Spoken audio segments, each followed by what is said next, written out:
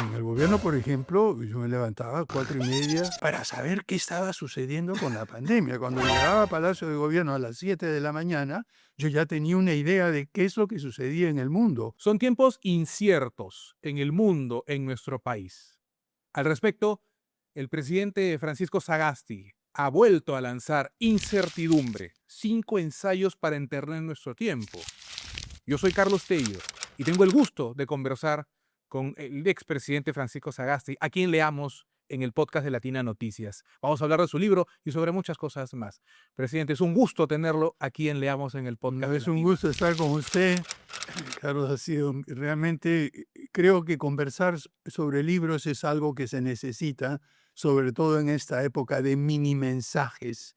Y es importantísimo que la gente y sobre todo los jóvenes vuelvan a leer. Volvamos a leer porque la lectura también nos puede llevar a universos, a conocer otras realidades, pero también nos puede llevar a reflexionar, a repensar nuestro tiempo, y es a lo que usted nos está llevando, presidente, con Incertidumbre. Y quiero empezar por ahí, porque lo subtitula como 5 ensayos para entender nuestro tiempo. ¿Cómo se anima usted a querer desentrañar estos años complejos que estamos viviendo? Bueno, mire, durante muchísimos años me he dedicado al mismo tiempo a una labor académica, intelectual y en paralelo con la tarea de carácter más de político, de formulación de políticas, de estar vinculado a organismos internacionales. He visto los dos aspectos, las ideas por un lado y la acción, sobre todo la acción política por otro. Hasta el momento, la mayoría de textos que había publicado eran de carácter académico, dirigidos a grupos muy especializados. Pero en este momento, en el cual hay algunos problemas serios en todo el mundo de comprensión de lectura, etcétera, decidí por primera vez publicar un libro dirigido al público en general.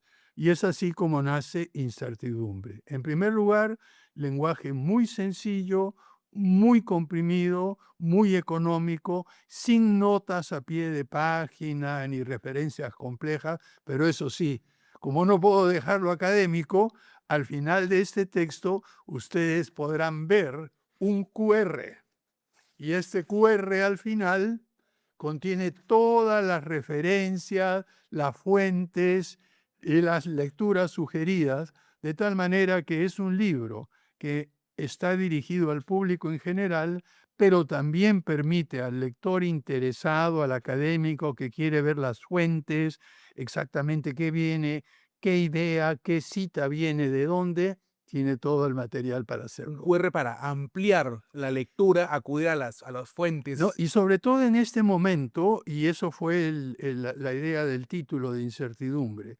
Como digo al inicio del libro, todos, y cito a Ortega y Gasset, en esa famosa frase de hace muchos años, no sabemos lo que nos pasa, y eso es precisamente lo que nos pasa, no saber lo que nos pasa. Entonces lo que él planteaba era la necesidad de ofrecer esquemas que permitan interpretar, en su caso, el tiempo en España y en Europa y en el resto del mundo durante los años 30 del siglo pasado.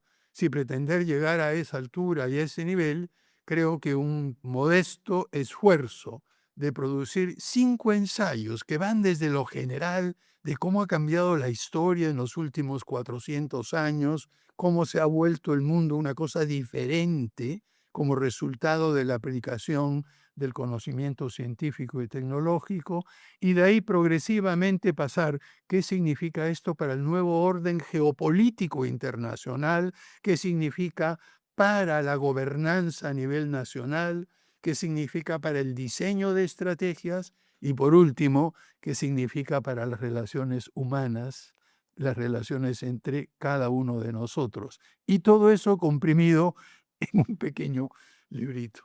Es muy curioso, presidente, porque usted ha notado en los 400 años, ¿no?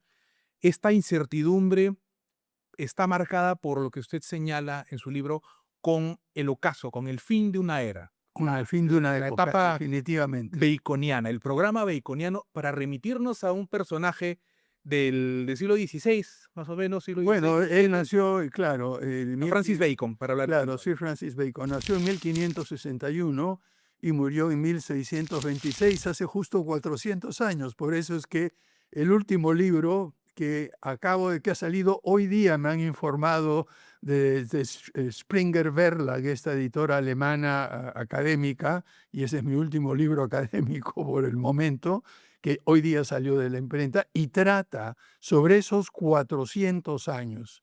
Está escrito en inglés y pronto veremos una versión en castellano también. Bacon va a mencionar el uso de las tecnologías, ¿no? Y de la ciencia. Más que todo, lo que él planteaba como idea, digamos, él no fue el pensador único original. Ese era un hombre muy complejo. Era a la vez un filósofo, investigador, no era un científico, no hizo ningún descubrimiento importante, pero al mismo tiempo era un abogado, era un político, fue parlamentario, fue consejero de la reina y llegó a los puestos más altos en el Reino Unido en la época primero de Isabel I y de Jacobo I. Sin embargo, después de haber ascendido a lo largo de los años con mucho esfuerzo, con ese doble trabajo, publicando textos intelectuales muy sesudos, muy claros, y al mismo tiempo trabajando en política, trabajando en los aspectos legales, reformando el sistema jurídico británico, luego de hacer todo eso y llegar a los niveles más altos, fue condenado, no se sabe si justa o injustamente por corrupción, y desterrado al campo y prohibido de entrar a la corte. La historia es un poco complicada y la cuento en el libro El ocaso de la época de Bacon, porque no se sabe si él hizo esto para proteger al favorito del rey, o para pagar favores que había recibido de otras personas y al final decidió inculparse, o si realmente era un personaje, como él se defendió, que recibía regalos. Y una cosa curiosa, él dijo: sí, yo he recibido regalos, pero nunca me han influido en mis decisiones judiciales, al punto tal que quienes lo denunciaban de corrupción eran aquellos que le habían dado algún tipo de regalo, pero Bacon no había fallado a su favor. Un personaje con muchas aristas, ¿no? Muy Muy complejo, complejo. ¿no? Y lo interesante es que logró plantear un conjunto de ideas sobre cómo debe ser la generación de conocimiento, es decir, transformar la investigación científica. Segundo, ¿para qué hacer esto? No era para mayor gloria del rey o para entender los designios divinos. Él con toda claridad dijo: el mayor conocimiento debe ser puesto al servicio de la mejora de la condición humana. También planteó una idea muy clara, que todo esto iba a llevar a un progreso indefinido de la humanidad. La idea del progreso, que luego fue rescatada más adelante por Turgot, por Quesnay, por muchísimos otros intelectuales.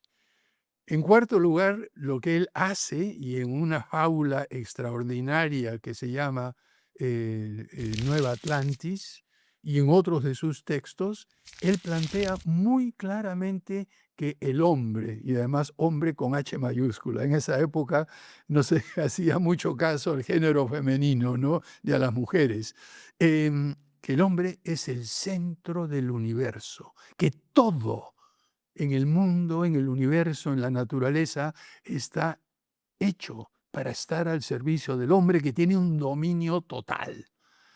Esto podría funcionar bien en la época que estaba Bacon, en la cual había 400, 500 millones de personas en todo el mundo. Responde al momento también, ¿no? Años Absoluta, después del medioevo, la concepción renacentista, el absolutamente. hombre como el rey de la creación, podríamos decirlo, Exacto. ¿no? Pero más que eso, ¿no? Es decir, se le ha acusado de que sus ideas llevaron a la destrucción del medio ambiente, y es cierto en parte, pero recordemos, cuando había 400, 500 millones de habitantes en todo el planeta, la capacidad de consumo, que además era muy baja, de uso de recursos y la generación de desperdicios, perfectamente podía ser acomodada, por decirlo así, por la capacidad de regeneración automática de los sistemas ecológicos que sostienen la vida. Entonces, preocuparse por temas ambientales, pero ahora que somos casi 8.000 millones de habitantes,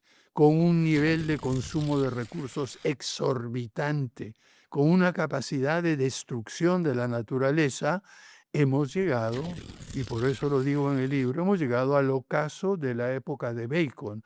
Ahora necesitamos una nueva forma, una nueva manera de entender cuál es el papel de los seres humanos en el entorno biofísico y el universo en que vivimos. Tenemos que repensar una nueva concepción de lo que es la generación de conocimiento, sobre todo ahora con la inteligencia artificial. El método científico está cambiando radicalmente. Ayer he tenido una conversación muy interesante con el ex asesor científico en temas de medicina y biomedicina del presidente Biden, en un diálogo que hicimos en un podcast. Y realmente coincidimos que lo que está sucediendo en biología sintética, lo que está sucediendo en todo el tema de genética, ahora ya podemos, pero en 30, 40 años va a ser natural prácticamente diseñar al tipo de hijos o hijas que quiere usted.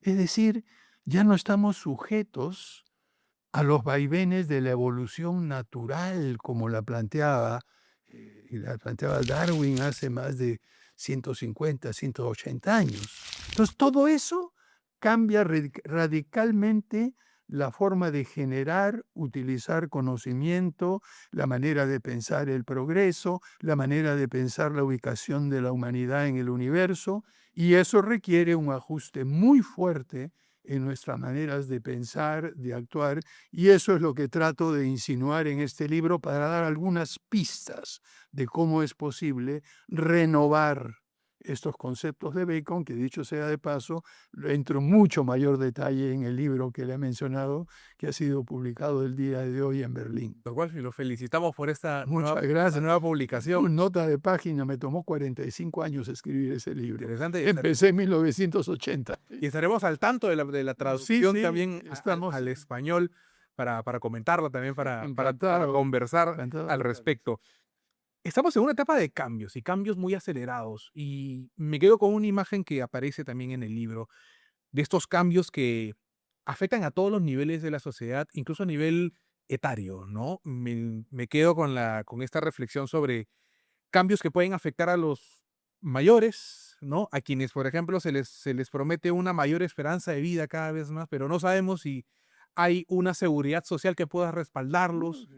A los que tienen edad intermedia, que Pierden puestos de tienen puestos de trabajo. trabajo y que están viendo la tecnología avanzar, y a los más jóvenes que incluso nativos digitales que están asumiendo un mundo en una crisis ecológica. Nos Absolutamente. golpea a todos. Y no sabe, o sea que cada de esas 3 generaciones que he resumido en el libro tienen desafíos diferentes, es clarísimo, ¿no?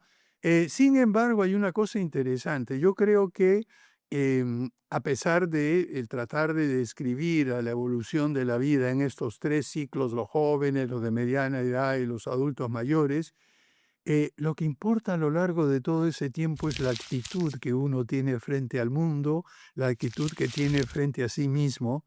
En estos días, esos 2 días, acabo de regresar de una reunión en Cartagena con un grupo extraordinario de personas reunidos por el Banco de Desarrollo de América Latina, la CAF, y me encuentro con Jorge Valencia, un joven de 94 años, con un entusiasmo, con ideas nuevas, que le da a usted la mano y le da un apretón fuerte, con sentido del humor, en fin. Y es un joven de 94 años, Hay una quiero decir. actitud ante la vida. Actitud, y lo es. En cambio, me ha tocado algunas veces encontrarnos incluso con algunos alumnos de veinteañeros o treintañeros que, pucha, piensan más o menos como decíamos en mi época, carcamales, personas con planteamientos sí, ya, ¿cómo le podría decir? Ya fosilizados a los 35 años, que no quieren saber nada de nadie, que no quieren aprender, que creen que lo sabe todo, creen que la ideología es esto y cualquier cosa que sea distinto, diferente a lo que yo pienso no existe o está malo. Entonces, está bien, hay que usar estas diferencias etarias, las diferencias de edad, pero recordemos, y lo que siempre creo yo, de que hay jóvenes de todas las edades y viejos de todas las edades también. Y que también la edad no debe ser un impedimento quizá para seguir aprendiendo algo, para conocer algo nuevo. Eso es esencial. Si todos los días aprendo algo nuevo de gente joven, de gente de otras culturas, etcétera, y es una delicia, es decir, aprender, no hay forma de producir intelectualmente sin continuamente estar aprendiendo, sobre todo en un mundo tan incierto, tan cambiante, tan caótico como el que vivimos. Yo, de hace muchos años, incluso cuando estaba en el gobierno, por ejemplo, yo me levantaba a 4:30 de la mañana y entre 4:30 y 5:30 o 6, antes de empezar a hacer mis ejercicios diarios, en ese tiempo me leía el Financial Times, me leía Lancet, me leía los informes de la Organización Mundial de la Salud, del New York Times, el Los Angeles Times, Hong Kong, todas las noticias, los avances médicos de Lancet, de New England Journal of Medicine, perdón, para saber qué estaba sucediendo con la pandemia. Cuando llegaba a Palacio de Gobierno a las 7 de la mañana, yo ya tenía una idea de qué es lo que sucedía en el mundo. Conversaba con los ministros, con los asesores, cambiábamos informaciones y eso nos permitía aprender y estar al tanto de qué se puede hacer para enfrentar el desafío que nos causó la pandemia en el tiempo que estuve en el gobierno, que fue absolutamente brutal. Sin ese proceso de aprendizaje continuo, que hay que empezarlo desde joven, pero ahora sí joven a los 30, 40, años cronológicamente hablante, y que hay que mantener en juventud hasta los 80 o 90. Tal cual. Presidente, me hablaba de esta actividad que usted ha tenido en la CAF, ¿no? Y es inevitable que le pregunte por algo que también se menciona en incertidumbre. Vivimos un orden global fracturado, un cuestionamiento a las instituciones internacionales, a los organismos. Se dice que que ya estamos ante el final de un mundo establecido luego de la Segunda Guerra Mundial. Es un mundo en el que los líderes de las principales potencias cuestionan este orden, llegan a cuestionar incluso a las propias Naciones Unidas, a todo este tipo de organismos globales. La pregunta es que, en efecto, tenemos otro espacio de incertidumbre aquí y dos, ¿qué va a reemplazar en todo caso? Mire, yo leo aproximadamente una media docena de artículos y ensayos todas las semanas sobre lo que viene después de este orden. Y mire, hay opiniones muy, muy distintas, muy, muy diversas, pero hay una idea general que me parece que es la que subyace, por lo menos mi apreciación de lo que está sucediendo y la necesidad de tener una manera diferente de pensar. Cuando hablo de un orden global fracturado, la idea central es que estamos en un orden mundial, queramos o no queramos, aparte de la geopolítica que nos pone en contacto a todos los unos con los otros en cualquier parte del mundo de manera instantánea. Mire, creo que por acá tengo, no, no lo he traído, sí, todos conocemos. Bueno, lo tenemos todos prácticamente, ¿no? Esto no existía hace 20 años. Tal cual. Ninguno de nosotros ni de ustedes, queridos televidentes, pueden pasarse menos de una hora y media al día. ¿Y qué es lo que permite? Yo puedo saber lo que está sucediendo en Indonesia, en China, puedo comunicarme con cualquier amigo o persona que esté en otra parte del mundo, eso sí, respetando las diferencias horarias, pero esto ha producido, digamos, un orden global de hipercomunicación permanente. Eso no existía antes. Al mismo tiempo, esta facilidad de comunicación lo que ha hecho es ahondar las diferencias, lo que ha hecho es separarnos. Entonces, estamos como telón de fondo en una época que a la vez estamos más juntos, comercio, comunicaciones, inversión, tecnología, noticias, migración, todo eso que nos pone en contacto y al mismo tiempo, no, usted es distinto que yo no quiero saber nada, no, y nos vamos encerrando poco a poco. Y lo que está sucediendo con la inteligencia artificial y los algoritmos que refuerzan los prejuicios de quien emplea esos programas y básicamente nos devuelve como si estuviéramos de un espejo conversando con nosotros mismos, nos va aislando y esto ha sido comprobado empíricamente en todas partes del mundo. Entonces mi argumento es, sí, estamos cada vez más integrados globalmente, pero al mismo tiempo más separados. Y esto se refleja en las relaciones geopolíticas internacionales de una manera clarísima. El orden que prevaleció a partir de 1945 ya desapareció. El orden comercial y en la reunión que tuvimos en la CAS, por ejemplo, una de las cosas que se planteó con toda claridad, la reunión era para ver cómo podemos promover la integración latinoamericana. Y para aquellos que tienen memoria, la integración latinoamericana a fondo empezó con las ideas de la CEPAL en los años 40 y 50, con la creación de la Asociación Latinoamericana de Libre Comercio, de ahí se pasó a la Asociación Latinoamericana de Integración, al Pacto Andino, en fin, Mercosur, y hemos visto una serie de esfuerzos, y todos ellos iban orientados hacia facilitar el comercio intrarregional, las inversiones. Pero ¿qué tiene usted ahora? Presidente de un país vecino decide, porque no le gustan las cosas que dijo el otro presidente vecino, ponerle un arancel de 50% a sus productos. En respuesta, el otro le pone uno de 100 o de 50. Y de un momento a otro, todo ese esfuerzo de integración basado en la reducción de aranceles para poder incentivar el comercio desaparece. Así, de un momento a otro, como lo hemos visto también por parte de los Estados Unidos en los últimos años, la respuesta de China, lo que está sucediendo con Europa. O sea que ese proceso de integración basado en reglas comerciales, financieras, ha desaparecido.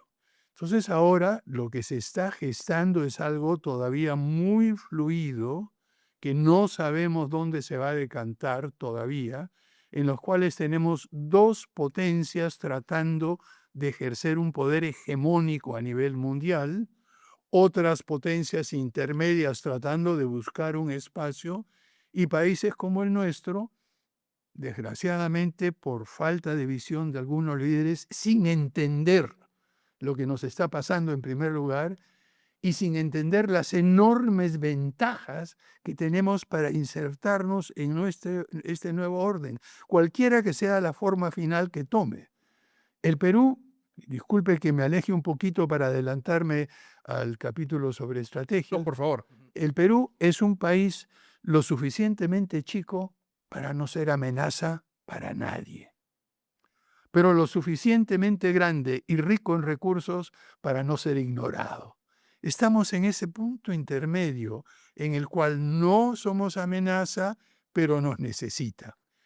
Con una concepción inteligente de estrategia, de poner en valor nuestros recursos, nuestra diversidad biológica, diversidad ecológica, diversidad de minerales, diversidad de fuentes de agua, diversidad de pesquería, diversidad de suelos, diversidad de bosques, en momentos en los cuales el mundo está necesitando eso, y además no poner en valor y apreciar nuestra diversidad cultural, étnica, lingüística, nuestra creatividad.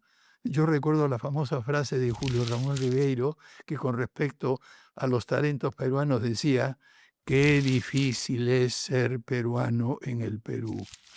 Mire usted lo bien que le va a cualquier peruano con talento en el extranjero. Tal cual. Y muchas veces aquí en nuestro país no lo valoramos. No, al contrario, tratamos de jalarlo para abajo, decir, oye, no, cuidado, ¿qué te crees? ¿Qué te crees más que yo?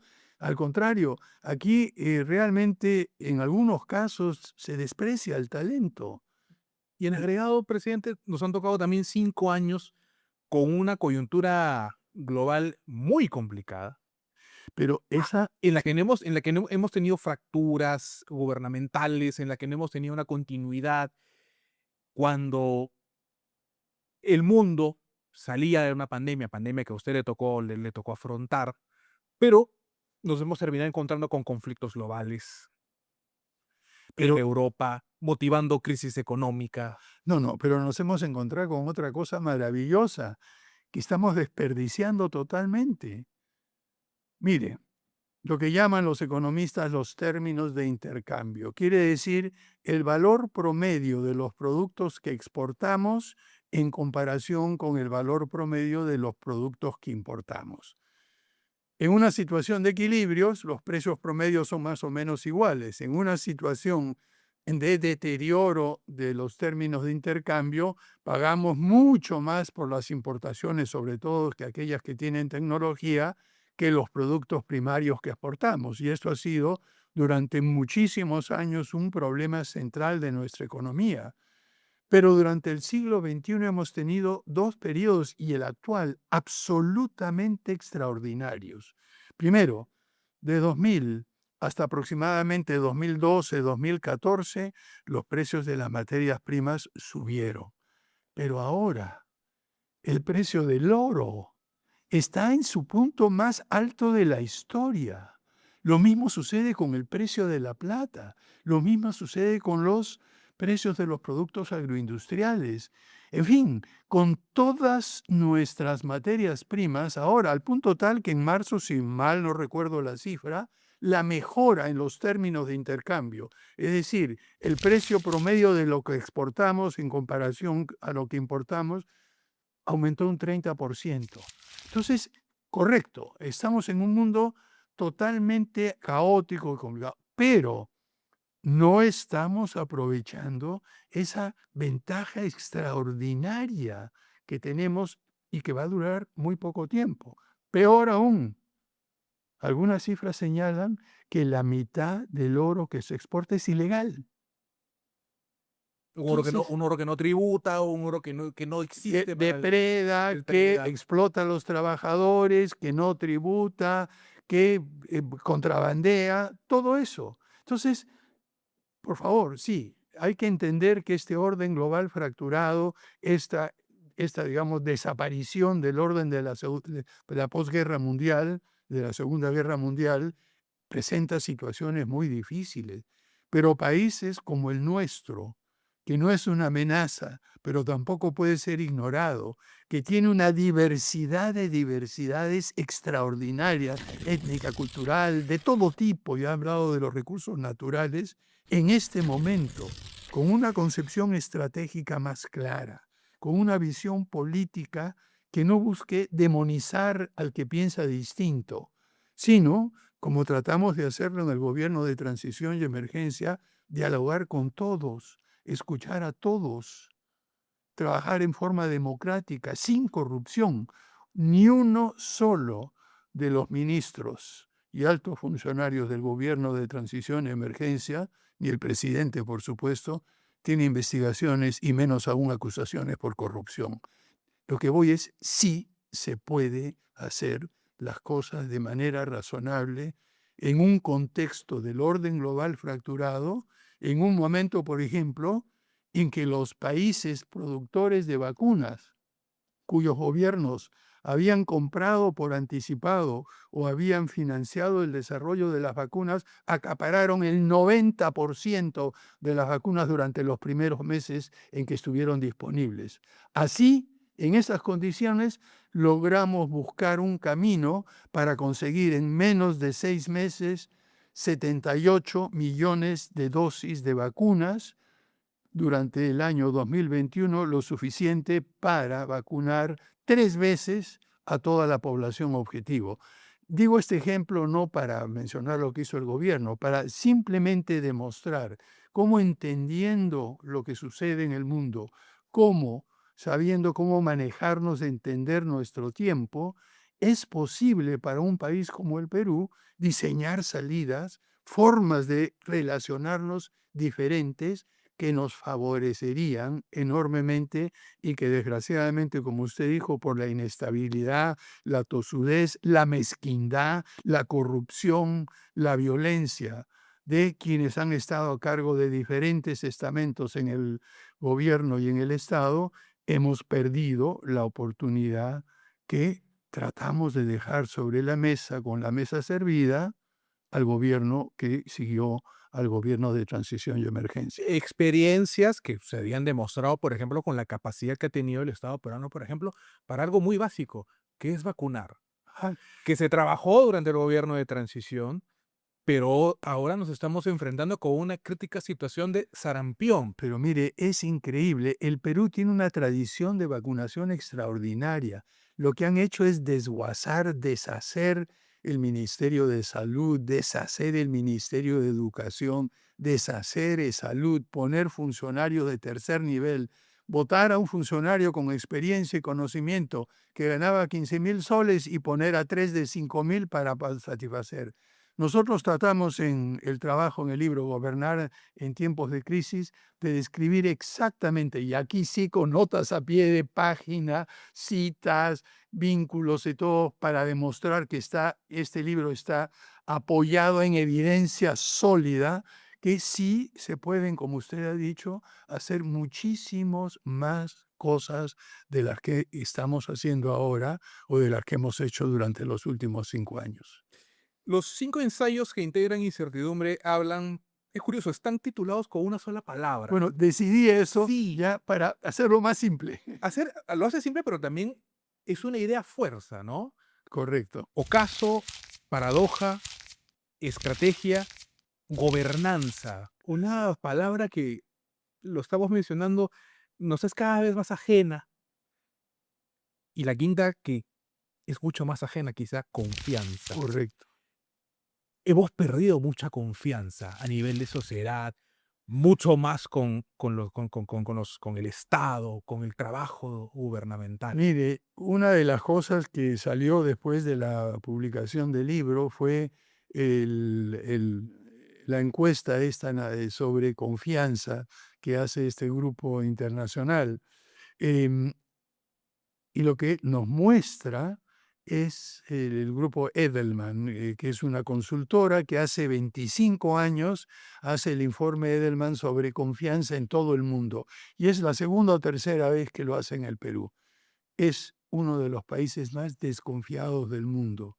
Casi podríamos decir que hasta uno desconfía de su propia sombra. Es decir, se ha reducido la confianza en las instituciones y el Estado. Por eso fue que en el gobierno de transición de emergencia, el eslogan fue restaurar la confianza y la esperanza. La confianza en el gobierno y en nosotros mismos y la esperanza en un futuro mejor. Desgraciadamente, el actuar de los últimos 5 años en el Congreso, sobre todo, que se ha dedicado básicamente a destruir toda la institucionalidad, la penetración, la angurria de los partidos políticos que han destruido el aparato del Estado y han causado problemas como el que usted mencionó sobre imposibilidad de vacunar contra cosas básicas que siempre hemos sabido hacer, ni hablar qué es lo que está pasando con educación, ni con el sistema de justicia, ni con la policía. No, que es, en fin, a donde voy es que hemos sufrido un deterioro muy grande en términos de instituciones, pero al mismo tiempo hemos también experimentado un deterioro en la confianza social. Si usted piensa diferente que yo, ya no es una persona con una idea, ¡ay, mi enemigo! Tengo que aniquilarlo. No puede ser. Y usted ha visto cómo en la campaña electoral la descalificación mutua, los insultos, las mentiras, las distorsiones de la verdad que se han hecho, eh, son procesos de acusación y descalificación a tal nivel que destruyen cualquier posibilidad de confiar en otro que usted no conoce. Entonces, el círculo de confianza se ha ido reduciendo cada vez más a nivel de la familia íntima, del amigo íntimo, Hasta incluso lo que digo en el último capítulo, que ha llegado a haber un problema de confianza en nosotros mismos. Y lo que digo allí es que si no aprendemos a confiar en nosotros mismos, no podemos confiar en nadie. Y usted ve, la mayoría de personas que ataca, que quiere imponerse sobre el otro, es porque se siente tan inseguro de sí mismo que su única manera de sentirse algo mejor y más seguro es imponerse, es avasallar al otro, y eso lo vemos en el Congreso y lo vemos en los políticos de tercera y cuarta categoría que desgraciadamente están pululando en muchos de los partidos y ciertamente hemos tenido demasiados de esos en el Congreso. En medio de esta incertidumbre, finalmente, ¿qué salida tenemos? ¿Qué rutas hay? A ver, hay muchas rutas. Yo, en primer lugar, creo, y acá no soy ni optimista ni pesimista. Yo, cuando la gente me pregunta eso, yo prefiero decir, yo soy un realista. Yo parto de dónde estamos ahora, cuál es la situación actual, pero no me quedo ahí. De allí hay que utilizar la imaginación, como digo en el libro, una imaginación disciplinada que nos permita diseñar, imaginarnos un futuro mejor. Y luego ir diseñando los pasitos uno tras otro, sin perder de vista la situación ideal final, ese futuro mejor, pero avanzando paso a paso. Yo creo que eso es posible. Y lo que estoy haciendo e intentando hacer y haré durante el tiempo que me quede en este planeta, en este mundo, es tratar de transmitir todas estas ideas a las nuevas generaciones, como le digo, a los jóvenes de todas las edades, tratando de poner ideas, dar evidencia, enseñar cuando puedo, y estoy dando charlas enseñando en la Universidad del Pacífico. He tenido el privilegio de que se haya otorgado una cátedra UNESCO, que el título es sobre conocimiento e innovación para la transformación social. Y los próximos 2 libros que van a seguir a este, uno se llama Gobernanza, para entrar a fondo, cómo debemos estructurar la manera de gobernarnos en este nuevo mundo incierto, y el último se llama Renovación, indicando qué es lo que tenemos que hacer nosotros, Carlos, con nosotros mismos, cómo tenemos que renovarnos, independiente de la edad que tenemos, cómo tenemos que abrirnos un poco para descubrir ese extraordinario mundo de posibilidades que tiene nuestro país y que estamos ciegos, no queremos verlo porque preferimos pelearnos, preferimos imponernos sobre el otro, porque nuestra incertidumbre, nuestra desconfianza en nosotros mismos no nos permite abrirnos y escuchar al otro sin pensar que es una amenaza para cada uno de nosotros, ¿no? Hay salidas para los tiempos de incertidumbre y la historia lo ha demostrado quizá, ¿no? En el Perú lo ha hecho, lo hemos hecho muchas veces. En varios momentos se ha visto en nuestro país también, y es una óptica muy interesante porque incertidumbre tiene una visión desde América Latina, ¿no? Usualmente hay libros de este tipo que se escriben desde Estados Unidos, desde Europa, pero hay una visión desde nuestra Yo creo realidad. que este libro, Incertidumbre, trata de entender el mundo, pero con los pies en América Latina y en el Perú. Yo creo que una de las cosas que nos ha faltado es que siempre hemos tratado de adaptar, recibir, utilizar los conceptos del mundo, el de estrategia, el de orden, ¿verdad?, que nos venían de fuera, y no nos hemos atrevido muchas veces a proponer nuestra propia visión de todo el mundo, pero desde aquí. Y este libro, Incertidumbre, por eso dice 5 ensayos para entender nuestro tiempo, y probablemente la versión en inglés diga un subtítulo adicional, una visión desde América Latina, porque creo que en América Latina tenemos la obligación de ofrecer nuestra propia visión de lo que debe ser y puede ser el mundo, en vez de ser consumidores pasivos de las ideas y de los futuros que crean en otras latitudes, que no tienen esa profunda y honda raíz tectónica anclada en nuestra geografía, en nuestra cultura, en nuestros recursos, en nuestras poblaciones extraordinarias que tienen logros milenarios que no se han dado en ninguno de nosotros, anclados en nosotros, desde aquí ofrezcamos nuestra perspectiva de lo que es el mundo ahora, de cómo entenderlo y de lo que podría ser en el futuro, Carlos. Incertidumbre busca entender nuestro tiempo, pero también pienso en otro libro que usted publicó recientemente, que quizás buscó entender al Perú.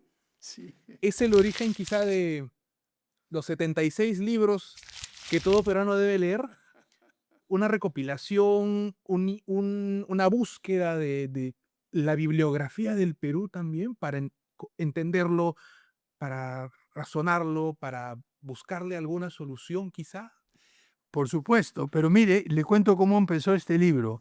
Cuando hicimos el programa Agenda Perú entre 1993 y el año 2003 aproximadamente, que codirigimos con Max Hernández, en ese momento participaron muchísimas personas, viajamos por todo el país recogiendo opiniones, puntos de vista, ideas para tratar de articular cuál debería ser el futuro del Perú. Nos encontramos con un problema muy serio.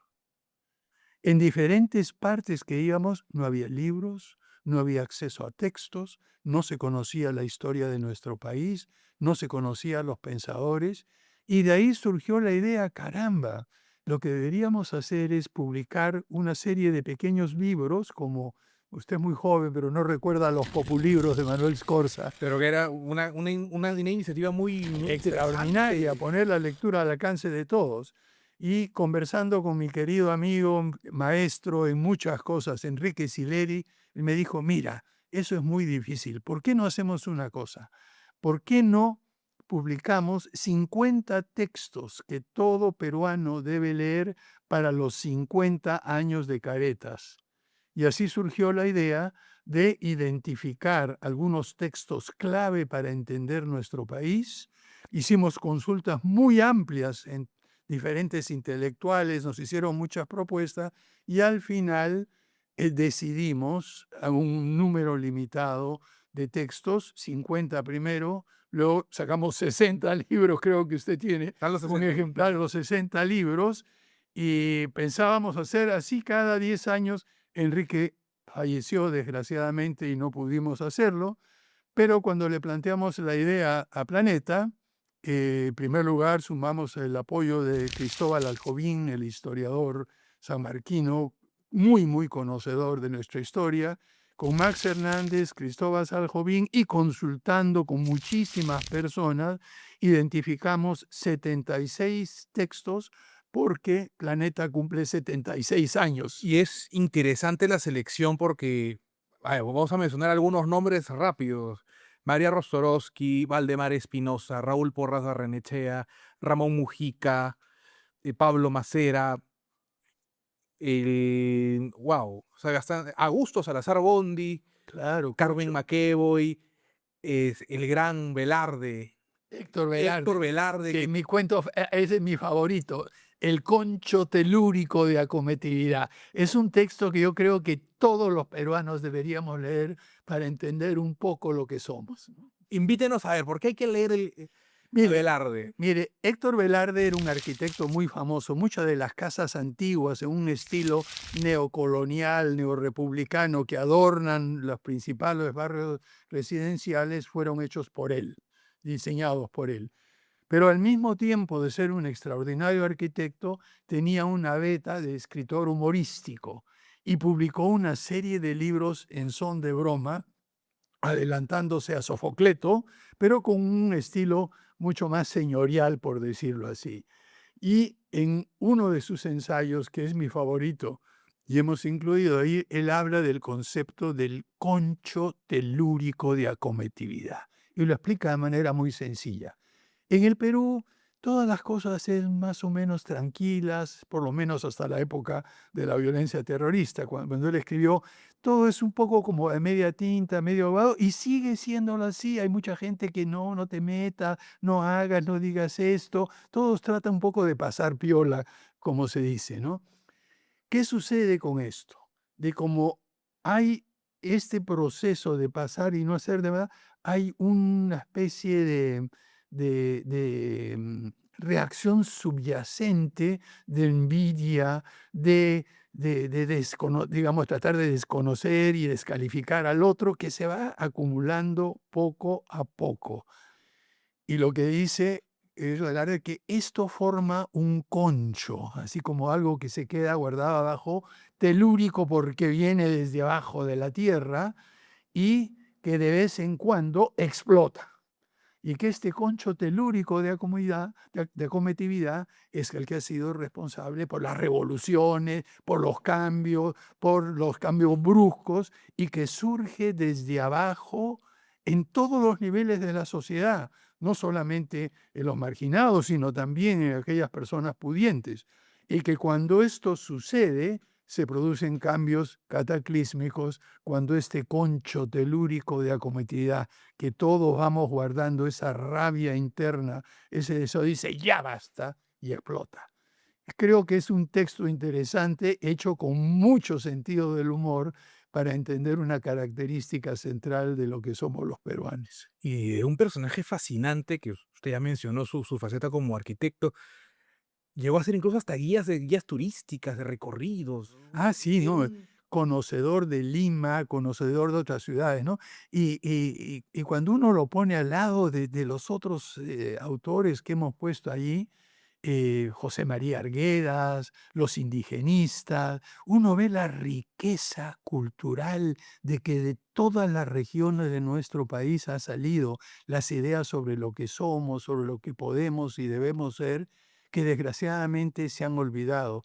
Yo creo, y como son extractos, ahí lo que hacemos no es publicar un libro entero, escogemos un extracto y damos la referencia para que cualquier lector que quiera profundizar pueda buscar el libro en la Biblioteca Nacional o pueda comprarlo en caso de que sea asequible, etcétera. Pero la idea era dar una especie de buffet de la enorme variedad de contribuciones intelectuales, humorísticas, académicas. Hay otro texto también que es uno de mis favoritos, de Carlos Delgado, nada menos. el arribismo, ¿no? Claro, análisis sociológico del arribismo en el Perú. Y él explica muy claramente cómo en el Perú el bien, digamos, el prestigio es un bien limitado. Limitado significa que si lo tiene uno, no lo tiene otro. Entonces, como es un bien limitado, todo el mundo trata de ir subiendo y la única manera de llegar a tener ese prestigio es desbancando a otro.